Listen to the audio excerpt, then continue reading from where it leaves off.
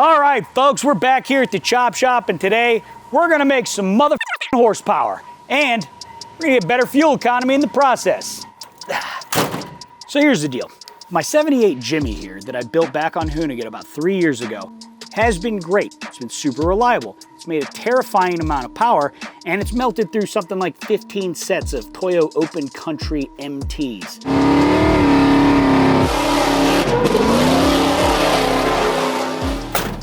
But when my buddy Jacob over at Smeding Performance first built the 572 cubic inch big block that's in this thing, we were originally on a Holley sniper system because we wanted to keep the tuning simple and basically idiot proof for myself. Here's the only problem with that. At the time, Holley only made a 4150 flange sniper, and it really wasn't big enough for the air and fuel demands of this motor. So what we're doing here today is we're gonna make this thing breathe the way it wants to with a whole catalog full of Holley parts. We're gonna upgrade to a 4500 flange intake manifold, 2000 CFM carburetor, 1650 cc injectors to control spark. We're using an MSD dual sync distributor, LS style coil packs, and swapping in the Big Daddy Holley Dominator and 12-inch dash to control the entire system. So the goal here is to hopefully make more power, which it probably will, but get 10 miles per gallon on the highway. Because let's be honest, 4 miles per gallon is kind of hurting your boys' pocketbooks.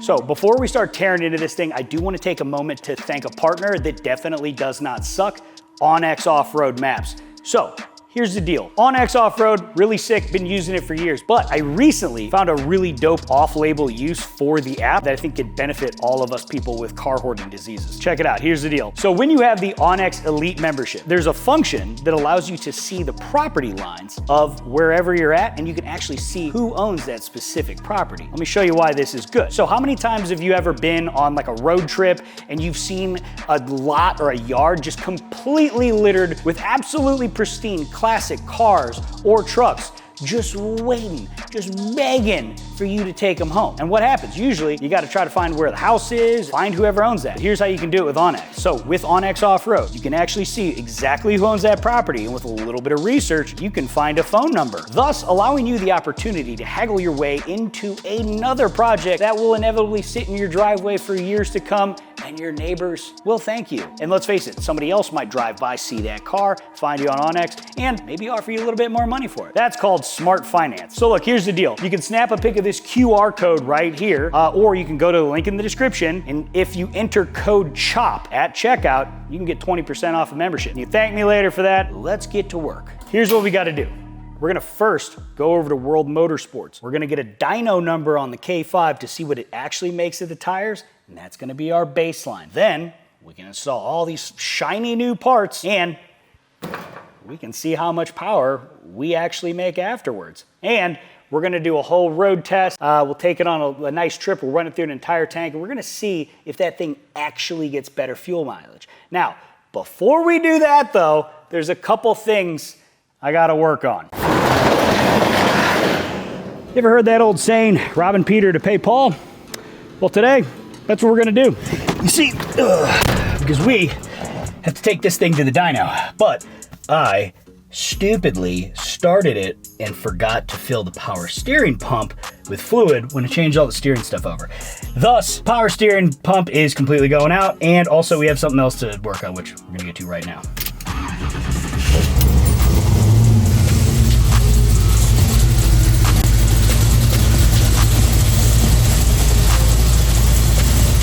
So the solution to this, what I'm gonna do, since it is an LS style power steering pump, I am actually gonna take it from the Tahoe because I will not need it on the new engine. Yes, I will have power steering, but I actually got this really sweet electric pump setup from these guys. Zach Pennick actually uses the same setup on his truck. They can have an electric power steering pump. That way you don't have to fire the thing up to get power steering, move it around and all that. So it'll be nice. So I won't need this pump anymore. Perfect timing because you can slap it on this thing. All right, so you guys have seen me talk about these three-footed monster mounts all the time, but I figured I could actually use them for something else other than camera mounts.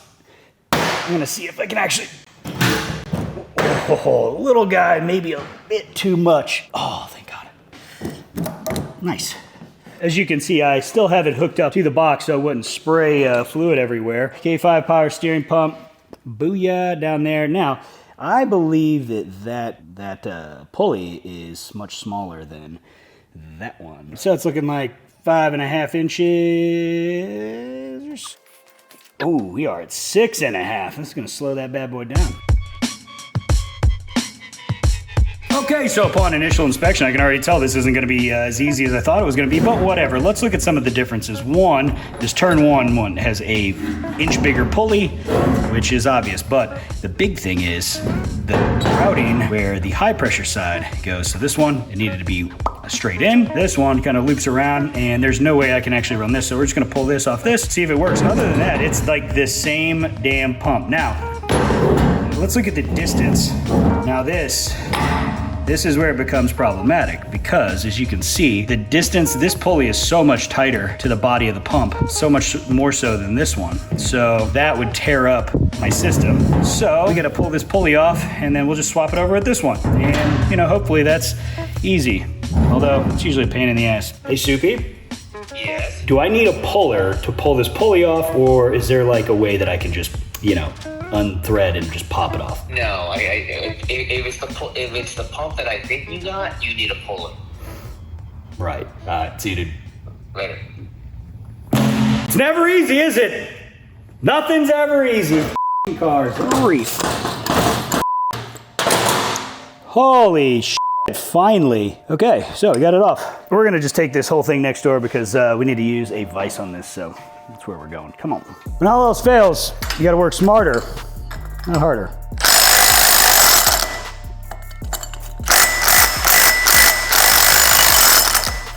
Maybe this is not smarter.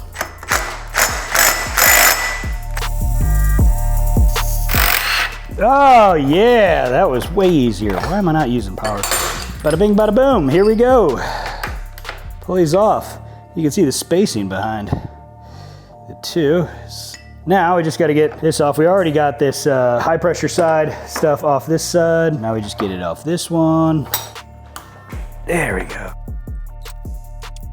Cool, okay. Now put the pump back in. Bada bing, bada boom, she's in, looking good, looking clean. Now let's put her back in, and let's remember this time to put power steering fluid in before I started. Okay, now let's put some fluid in it. Now we can tell if I didn't torque or put on that pulley good enough, because it'll start eating up the belt. So we'll have to keep an eye on that. Looking good. Okay, now we're just gonna start everything up and take a look, make sure our belt's not going.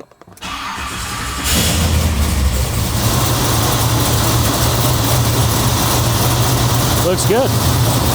So after we got the power steering pump in, everything was all good. Next, I really needed to address the steering column because this thing was completely blown out in this thing. That ain't safe. Luckily, I hit my boys up over at Squarebody Syndicate for their drop-in replacement column that they sell. Now, these things are awesome and they take all the hassle out of swapping columns in this truck. Now, I swapped one of these into Boomhauer, my old 74 C10, and it completely changed the look and feel of that truck. So it only takes about an hour to do this whole swap, and now all these steering upgrades I did in the truck actually feel like they made a difference. Bonus points for the fact that the steering wheel stays in the exact same place and doesn't feel like it's hanging on by a thread of yarn. All right, and just like that, we are in, baby. Not hard at all. Wiring super straightforward. I got some mangled stuff that I need to deal with for turn signals and such. Whatever, we're gonna get to that later, but let's do a little test. Ah, yeah, buddy. Cool, now we just gotta take a little test run, see if everything works as it should. Oh man, this combined with all the new steering parts, this thing feels like a brand new truck. The fact that nothing is shaking or wobbly, oh, it's so nice.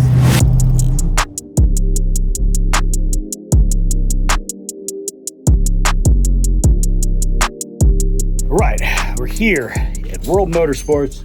Use their wind tunnel dyno to dyno this old hoss. Easily the cheapest thing that has been in this dyno probably ever. So we're gonna see what it puts down. We have the full exhaust on it, so I have not the highest hopes, but it's get a baseline.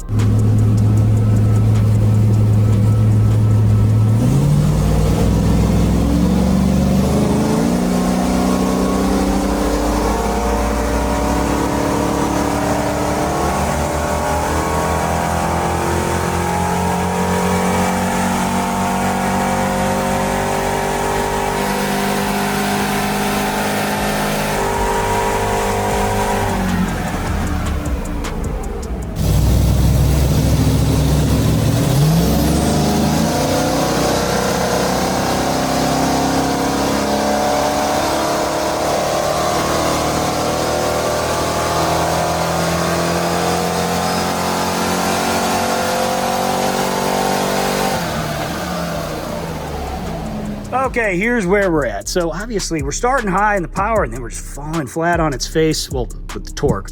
But you know what, this is kind of to be expected. Auto, big stall, and big tires. It's gonna lose a ton of power through drivetrain parasitic loss. So let's see, run 3 looks like we're at 561 foot-pounds and 400 horsepower. Didn't I say I feel like it's gonna make 400 horsepower? Right on the money. Yeah, so yeah, it's choked out. It's also, you know, trying to turn some 35s through a 4L80 and a NP205. So, you know, with trucks, you get tons of drivetrain loss. I know on trophy trucks, they get upwards of 40 to 50% parasitic loss through the drivetrain. So that's disheartening. So yeah, so now we can go tear this thing apart. We can redo the exhaust, we can redo all the injection, and hopefully we'll come back and make some more power.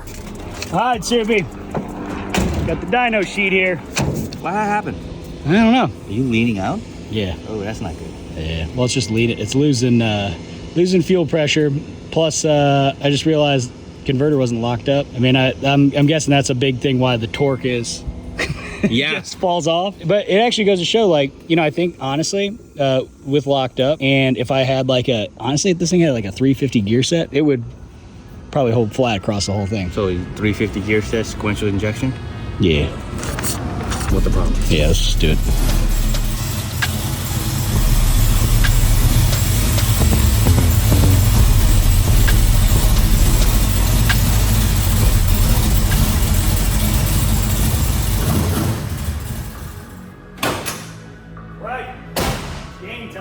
Start tearing it down.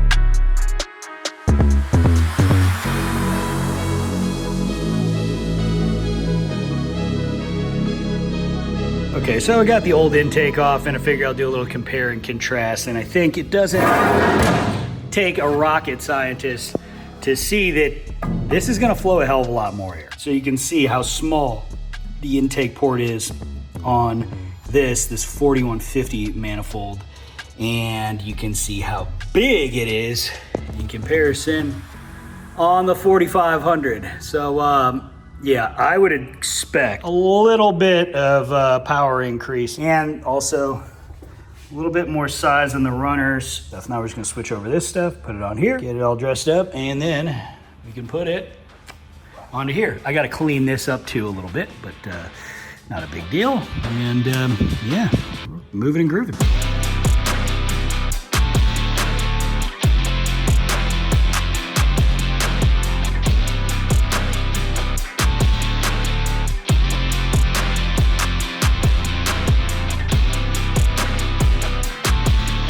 All right, so had to take a little break last night because it was getting late, and I caught myself trying to stab my distributor in and not letting it go all the way down, and for some reason couldn't figure it out because I'd been awake for, I don't know, 20 hours at that point. But basically all we gotta do is just jiggle the motor over a little bit and let that oil pump gear line up so we can get this thing all the way down. So that's what we're gonna do now. So we've already got the new manifold on, got the sensors in already. I got the new throttle body on, the 2000 CFM boy. Big jaunt right there. So yeah, now we're putting on this Hall effect distributor, and as you can see, it doesn't go all the way down. Well, it's not too hard.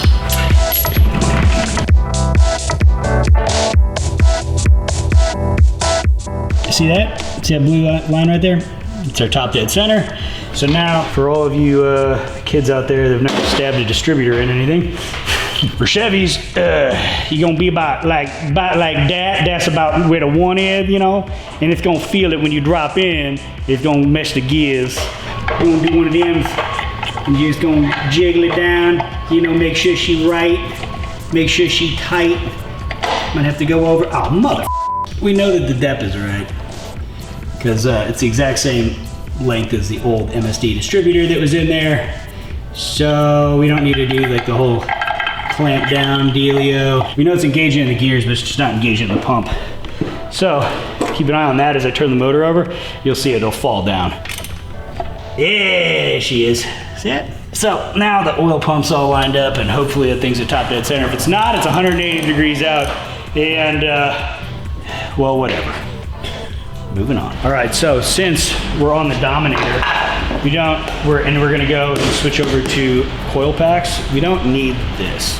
This would be if we wanted to run the cap style distributor, but just gonna control the coil packs a little bit more efficiently. So we're just gonna cap it off. You don't use this anymore, which that's like, it's so old school, you know, as it turns, you know, the electrode hits it, you get what you get. This we have way more time to control over. Apparently, so I'm told. I'm no genius here, but I just do what smarter people tell me. So hey, real quick, you might know this better than me, because I was saying this earlier, and I want to make sure I wasn't lying. With the coil packs, we have far better spark control, correct? Yes. Because it's not just the little thingy turning, and when it turns, it gets the pickup. Yes. Is that correct? So we can just, what is it, like you get more range to advance and retard the timing? It's quicker, more precise. I see. Okay. Well, there you go.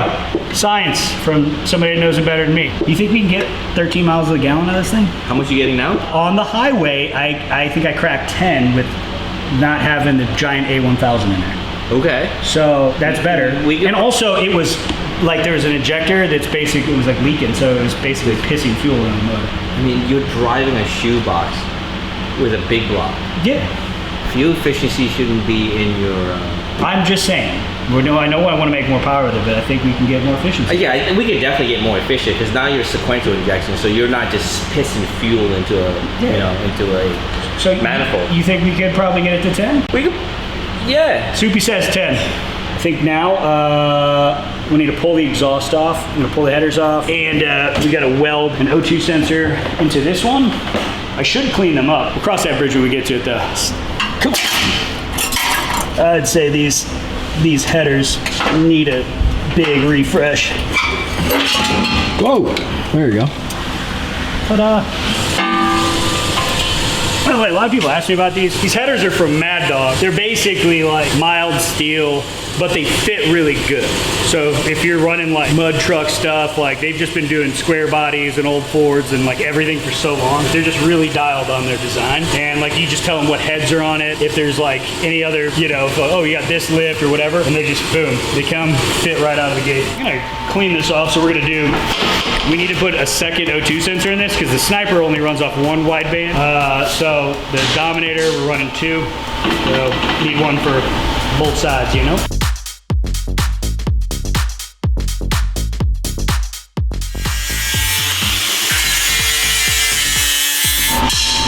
Go on like that, get a little well there, you know what I mean?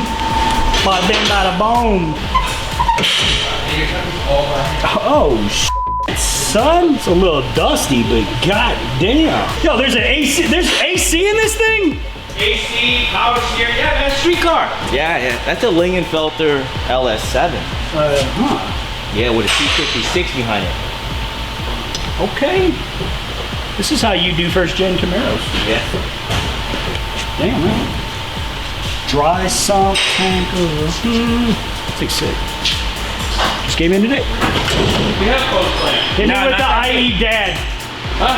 Say, hit me with the IE dad voice. All these car parts everywhere. Hey, put your tools away, buddy. You leave it everywhere. You're gonna use my tools, you can put them back, but you know what? Go see your mom. Go see your mom. Over this. Yeah, dude, that was a sign of an abused child right there. Yeah. Don, you do that a little too well.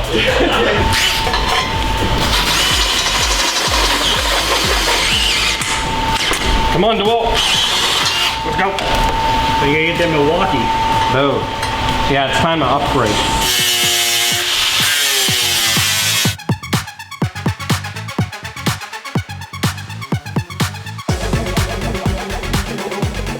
Graham, looking good, man.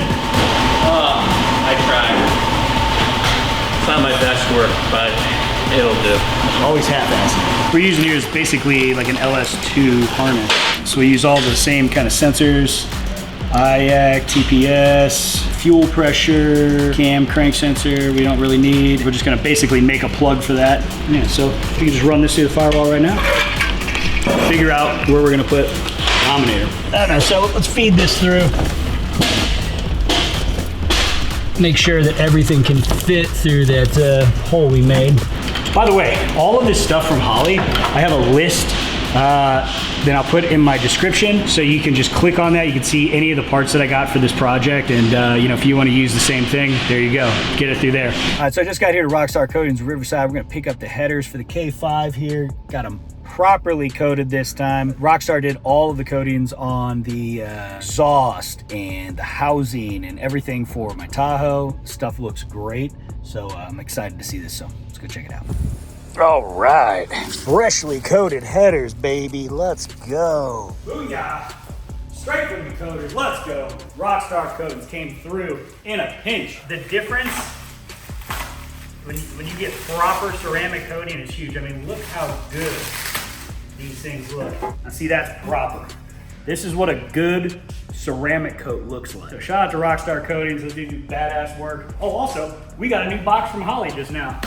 So I had to order a few more parts, a couple little sensors and stuff that I forgot, or I broke. Boom. Vector harness. Got fresh widebands. This is important. And of course, had to get a new air cleaner. The old one was for a 4150 flange, and it's not big enough. So the actual base wouldn't even fit over that 2000 CFM throttle body. Now this one, we got a base here, so what we're gonna, well, I can't have nice things. I'm gonna take and, all right, so we're good here. I'm gonna take and drill a hole right about here, and then that's where we're gonna mount our intake air temp sensor, so we can get a really good reading, because there's not one in the manifold. And honestly, if there was one inside the lower manifold, it would just heat soak really bad. So let's get this header on, let's get this drilled out, let's kick some ass. Let's go! All right, it's a good day today. Finally, we're gonna get this thing all wrapped up. So our coil pack brackets just came in from the UPS guy, and these are nice. So we've been waiting on these so we could figure out how we needed to run everything. But the gist of it is they sit right about there. So now we can mount all of our coils on, and we can now run our wires, our plug wires and all that stuff, and make sure that all of our coil pack harnesses are gonna fit, which they will. I've already checked that. And then we can get these O2 sensors in, run a couple wires, run a new starter wire and a new wire to the fuel tank, and then just button up some stuff, and then we should be able to actually fire this thing up. It's a good day, let's go. We can get our neat Holley GM coil packs here. Real hardcore installation. This is might as well be fabrication at this point. So, that's how they look.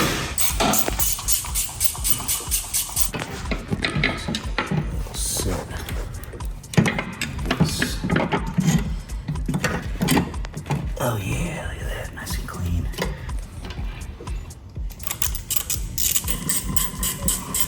All right, and this is what it looks like when they're done, nice and clean. Good placement for coil packs.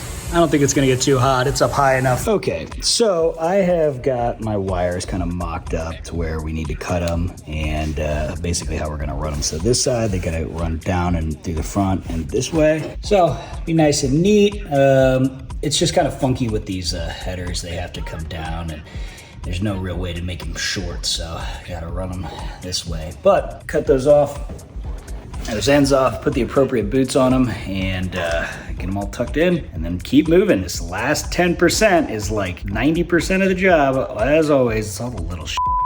but we're getting there, getting really close. All right, so got the wires run here, looking good. Shout out to Damien for the help, but hey, looks good, looks clean. So now we can finish all the other little but for tonight, I'm gonna call it quits. I'm gonna go home and then we're gonna wrap this up tomorrow, and I'm gonna force Soupy to wire the rest of this so I don't ruin it. And hopefully it fires. Hopefully these plug wires actually work and aren't all trash. Cut to tomorrow.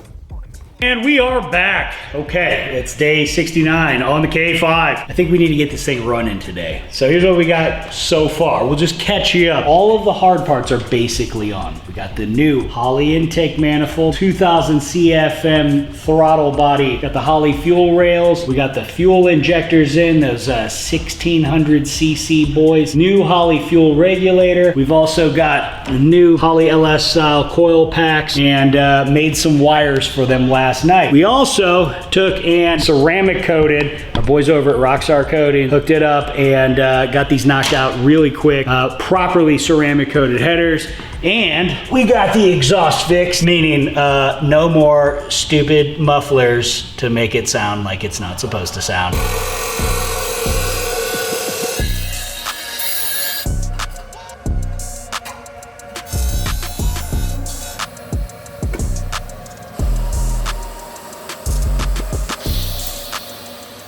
So shout out to Dustin Anderson for coming through, does mobile exhaust around here all throughout SoCal.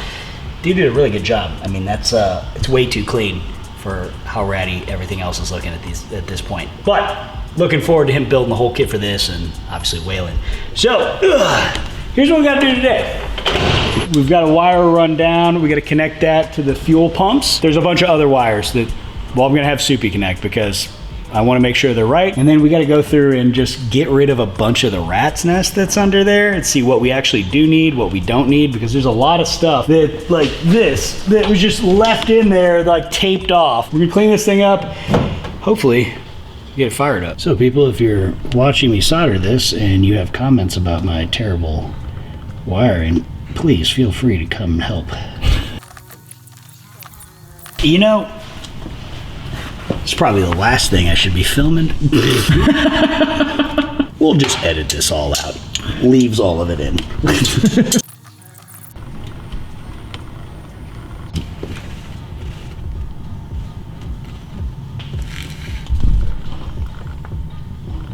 Let's move on.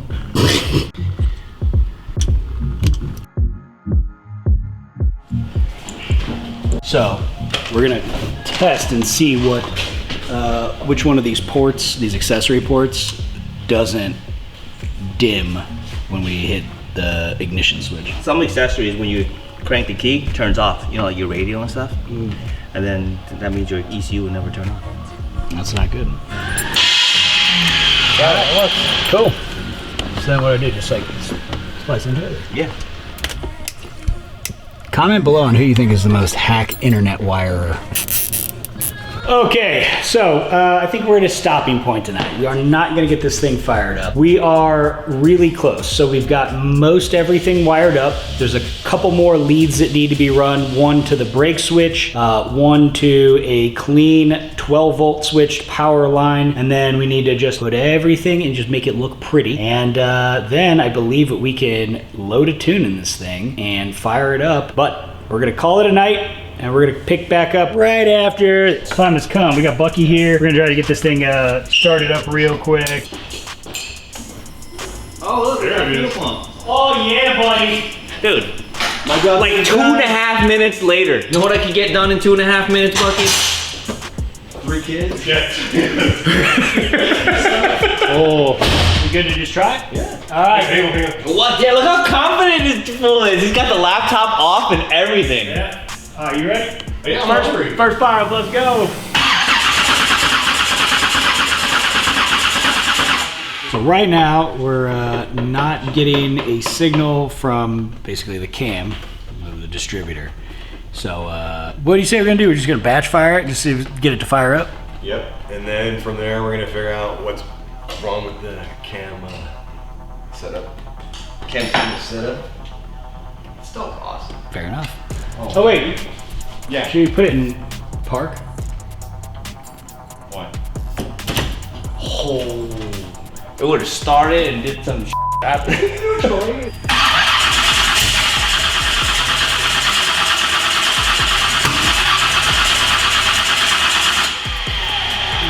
All right, so it looks like it's not firing tonight, but we're gonna figure out the things. We're gonna fire it tomorrow morning. So let's just do a little cute sunset. Well, it's already dark. Into the next day, let's go. All right, we're back. Again, trying to get this mother effer started. We lost Bucky, don't know where he went. Probably went back to jail. Bucky's wanted in 4 states. Indecent exposure. But that's okay. Soupy's here. We got Chan logging in for Team Viewer because Chan's living up in East Bumble nowhere. We're gonna see what we can do.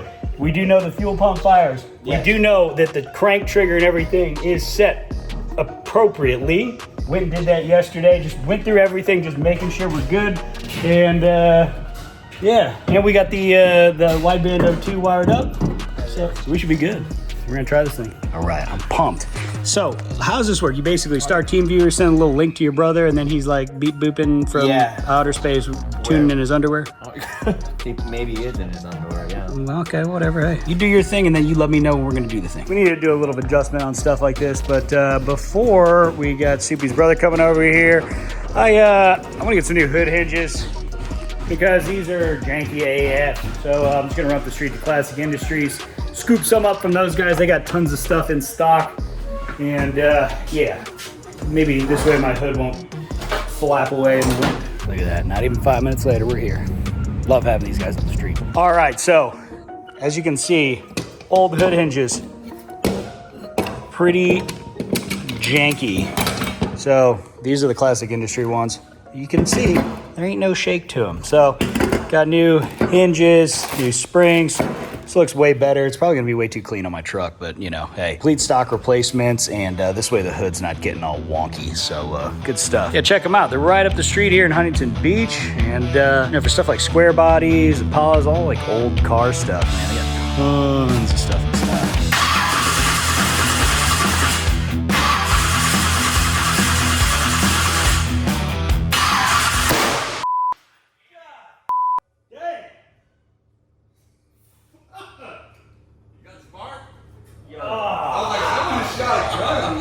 God damn. Yo, my ear is ringing. Yeah.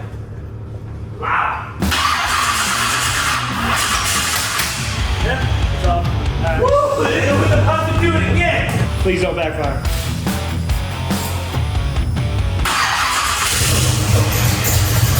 Yeah! That's what the I'm talking about. Oh yeah, it wants to go, baby. It wants to just go. It wants to go, baby. That wasn't me. My feet were both on the ground. I did not touch that. Hey. Sorry. Holy shit. All right. Well, you know what? We got it started. This is a good sign. So had one little miss up, which was my fault because we were doing this late at night. I accidentally had the even coils plugged into the odd. Yeah. So that's why it backfired super hard. Anyway. Yeah, so now we're gonna button up a few more things and we can start tuning this. Let's go!